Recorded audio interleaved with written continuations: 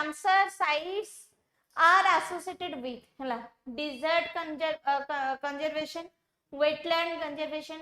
Forest conservation, marine sanctuary convection हेखला हला कोन पई कि तमरो वेटलैंड्स गुडा को तमरो प्रोटेक्ट करबा पई हला वेटलैंड गुडा को प्रोटेक्ट करबा पई कि कंजर्वेशन हेखला। आज का डेट रे इंडिया रे 98 टा रामसर साइट हला अछि ता भितरो तमिलनाडु रे हला हाईएस्ट अछि माने 20 प्लस तमरा रामसर साइट्स अछि। सबुठु बिगेस्ट रामसर साइट होउची कोन रामसर साइट इन इंडिया होउची कोन सुंदरबंस हला सुंदरबन 1981 रे चिलिका लेक को हला